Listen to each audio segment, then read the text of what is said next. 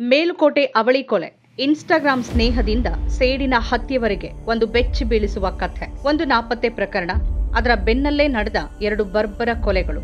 ಪ್ರೀತಿ, ವಂಚನೆ ಮತ್ತು ಸೇಡಿನ ಕಿಚ್ಚು ಹೆಣೆದುಕೊಂಡ ಈ ಕಥೆ ಪುಣ್ಯಕ್ಷೇತ್ರ ಮೇಲ್ಕೋಟೆಯನ್ನ ಅಕ್ಷರಶಃ ಬೆಚ್ಚಿ ಬೀಳಿಸಿದೆ. ಸಾಮಾಜಿಕ ಜಾಲತಾಣದಲ್ಲಿ ಶುರುವಾದ ಒಂದು ಸ್ನೇಹ 2 ಕುಟುಂಬಗಳನ್ನ ಸರ್ವನಾಶ ಮಾಡಿದ್ ಹೇಗೆ? ಒಬ್ಬ ಶಿಕ್ಷಕಿಯ ನಿಗೂಢ ಸಾವಿನ ತನಿಖೆ ಮತ್ತೊಂದು ಕೊಲೆಗೆ ಹೇಗೆ ದಾರಿ ಮಾಡಿಕೊಡ್ತು? ಮಗಳ ಸಾವಿಗೆ ನ್ಯಾಯ ಕೇಳಿದ ತಂದೆನೇ ಹಂತಕನಾದದ್ದು ಯಾಕೆ? ಈ ಭಯಾನಕ ಪ್ರಕರಣದ ಆಳ ಅಗಲವನ್ನ ತೆರೆದಿಡುವ ವರದಿ ಇಲ್ಲಿದೆ. ಅದು ಜನವರಿ 20, 2024. ಮಂಡ್ಯ ಜಿಲ್ಲೆಯ ಶಾಂತಿಯುತ ಪಟ್ಟಣವಾದ ಮೇಲುಕೋಟೆಯಲ್ಲಿ ಎಲ್ಲವೂ ಸಹಜವಾಗಿತ್ತು. ಸ್ಥಳೀಯ ಎಸ್ಇಟಿ ಪಬ್ಲಿಕ್ ಶಾಲೆಯ ಶಿಕ್ಷಕಿ 28 ವರ್ಷದ ದೀಪಿಕಾ ಲೋಕೇಶ್ ಎಂದಿನಂತೆ ಶಾಲೆಗೆ ಹೋಗಿದ್ರು. ಮಧ್ಯಾಹ್ನ ಶಾಲೆಯಿಂದ ಮನೆಗೆ ಹೊರಟವರು ಮತ್ತೆ ಹಿಂತಿರುಗ್ಲೇ ಇಲ್ಲ. 9 ವರ್ಷಗಳ ಹಿಂದೆ ಲೋಕೇಶ್ ಅನ್ನೋರನ್ನ ಮದುವೆಯಾಗಿದ್ದ ದೀಪಿಕಾಗೆ 8 ವರ್ಷದ ಮಗನಿದ್ದ. ಆತಂಕಗೊಂಡ ಪತಿ ಮತ್ತು ತಂದೆ ವೆಂಕಟೇಶ್ ಎಲ್ಲಾ ಕಡೆಗೆ ಹುಡುಕಾಡಿ ಅಂತಿಮವಾಗಿ ಪೊಲೀಸರಿಗೆ ನಾಪತ್ತೆ ದೂರು ನೀಡಿದ್ರು. ಪೊಲೀಸರು ತನಿಖೆ ಆರಂಭಿಸಿದಾಗ ದೀಪಿಕಾಳ ಮೊಬೈಲ್ ಸ್ವಿಚ್ ಆಫ್ ಆಗಿತ್ತು. ಅವರ ಕಾಲ್ ಡೀಟೇಲ್ಸ್ ಅನ್ನ ಪರಿಶೀಲಿಸಿದಾಗ ಒಂದು ನಿರ್ದಿಷ್ಟ ಸಂಖ್ಯೆಗೆ ಪದೇ ಪದೇ ಕರೆ ಮಾಡಿರೋದು ಕಂಡು ಬಂದಿತ್ತು. ಆ ಸಂಖ್ಯೆ ಮೈಸೂರಿನಲ್ಲಿ ಕೆಲಸ ಮಾಡ್ತಾ ಇದ್ದ 21 ವರ್ಷದ ನಿತೀಶ್ ಅನ್ನೋ ಯುವಕನದ್ದಾಗಿತ್ತು. ಆತ ಸ್ಥಳೀಯ ಕಾಂಗ್ರೆಸ್ ಮುಖಂಡ ನರಸಿಂಹೇಗೌಡರ ಮಗ. ಪೊಲೀಸರು ವಿಚಾರಣೆಗೆ ಮುಂದಾದಾಗ ನಿತೀಶ್ ಕೂಡ ನಾಪತ್ತೆಯಾಗಿದ್ದ. ಇದು ಪೊಲೀಸರ ಅನುಮಾನವನ್ನ ಮತ್ತಷ್ಟು ಹೆಚ್ಚಿಸಿತು. 2 ದಿನಗಳ ನಂತರ ಜನವರಿ 22ರಂದು ತನಿಖೆಗೆ ಒಂದು ಮಹತ್ವದ ತಿರುವು ಸಿಕ್ತು. ಯೋಗ ನರಸಿಂಹಸ್ವಾಮಿ ದೇವಸ್ಥಾನದ ಬೆಟ್ಟದ ತಪ್ಪಲಿನಲ್ಲಿ ಗಂಡು ಹೆಣ್ಣು ಜಗಳವಾಡ್ತಿರುವ ವಿಡಿಯೋವನ್ನ ಕೆಲವು ಪ್ರವಾಸಿಗರು ಪೊಲೀಸರಿಗೆ ನೀಡಿದ್ರು. ದೀಪಿಕಾ ನಾಪತ್ತೆಯಾದ ದಿನ ಧರಿಸಿದ್ದ ಬಟ್ಟೆಯ ಬಣ್ಣ ವಿಡಿಯೋದಲ್ಲಿದ್ದ ಯುವತಿಯ ಬಟ್ಟೆಗೆ ಹೋಲಿಕೆಯಾಗ್ತಾ ಇತ್ತು. ಪೊಲೀಸರು ಸ್ಥಳಕ್ಕೆ ಧಾವಿಸಿದಾಗ ಅಲ್ಲಿ ಒಂದು ಹೋಂಡಾ ಡಿಯೋ ಸ್ಕೂಟರ್ ಪತ್ತೆಯಾಯಿತು. ಪೊಲೀಸರು ಮತ್ತು ದೀಪಿಕಾಳ ಕುಟುಂಬಸ್ಥರು ಸುತ್ತಮುತ್ತಲಿನ ಪೊದೆಗಳಲ್ಲಿ ಹುಡುಕಾಟ ನಡೆಸಿದಾಗ ದುರ್ವಾಸನೆ ಅವರನ್ನ ಒಂದು ಜಾಗಕ್ಕೆ ಸೆಳೀತು. ಅಲ್ಲಿ ಅರ್ಧ ಹೂತ ಸ್ಥಿತಿಯಲ್ಲಿ ದೀಪಿಕಾಳ ಮೃತದೇಹ ಪತ್ತೆಯಾಯಿತು. ಇದು ಆತ್ಮಹತ್ಯೆಯಲ್ಲ, ಬರ್ಬರ ಕೊಲೆ ಅನ್ನೋದು ಸ್ಪಷ್ಟವಾಗಿತ್ತು. ತನಿಖೆ ಚುರುಕುಗೊಳಿಸಿದ ಪೊಲೀಸರ ಬಳಿ ದೀಪಿಕಾ ಪತಿ ಲೋಕೇಶ್ ನಿತೀಶ್ ಮೇಲೆ ಅನುಮಾನ ವ್ಯಕ್ತಪಡಿಸಿದ್ರು. ದೀಪಿಕಾ ಹಾಗೂ ನಿತೀಶ್ರ ಮೊಬೈಲ್ ಪರಿಶೀಲಿಸಿದಾಗ ಅವರಿಬ್ಬರ ನಡುವೆ ಅನೈತಿಕ ಸಂಬಂಧ ಇರೋದು ಬಯಲಾಯಿತು.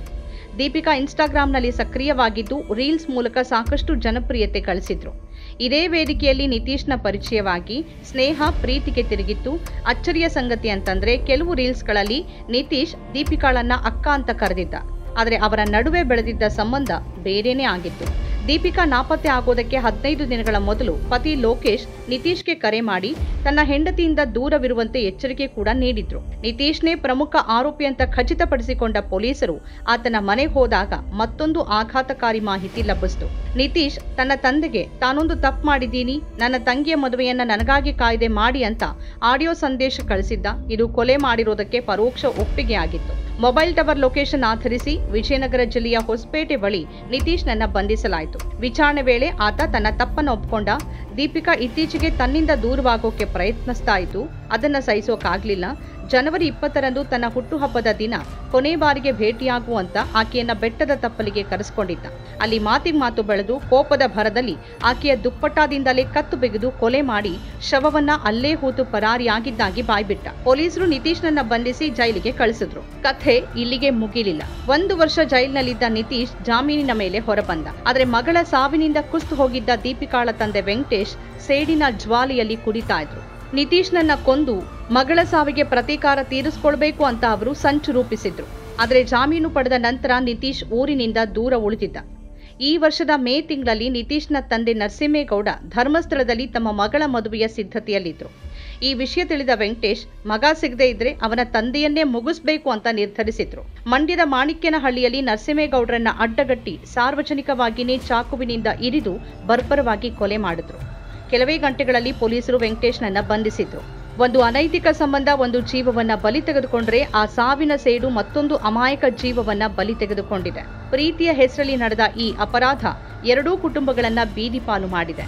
ತನ್ನ ತಂದೆಯ ಕೊಲೆಯ ನಂತರ ನಿತೀಶ್ ತಾನು ದೀಪಿಕಾಳನ್ನ ಕೊಂದಿಲ್ಲ ಅಂತ ಹೇಳಿಕೆ ನೀಡ್ತಿರೋದು ಪ್ರಕರಣಕ್ಕೆ ಹೊಸ ತಿರುವು ನೀಡಿದೆ. ಕಾನೂನಿನ ಕೈಗೆ ಸಿಕ್ಕಿರುವ ಆರೋಪಿಗಳಿಗೆ ಶಿಕ್ಷೆ ಆಗ್ಬಹುದು.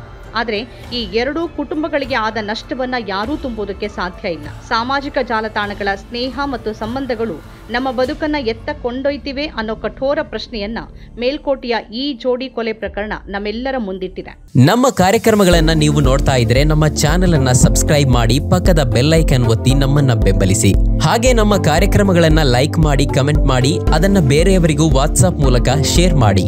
ನೀವು ಹೀಗೆ ಮಾಡಿದಾಗ ನಮ್ಮ ಚಾನೆಲ್ ಮತ್ತಷ್ಟು ಜನರಿಗೆ ತಲುಪಲು ನೀವು ನಮ್ಮೊಂದಿಗೆ ಸಹಕರಿಸಿದ ಹಾಗಾಗುತ್ತೆ. ಇದು ನೀವು ಯಾವುದೇ ಖರ್ಚಿಲ್ಲದೆ ಕೆಲವೇ ಸೆಕೆಂಡುಗಳಲ್ಲಿ ನೀಡಬಹುದಾದ ಸಹಕಾರ.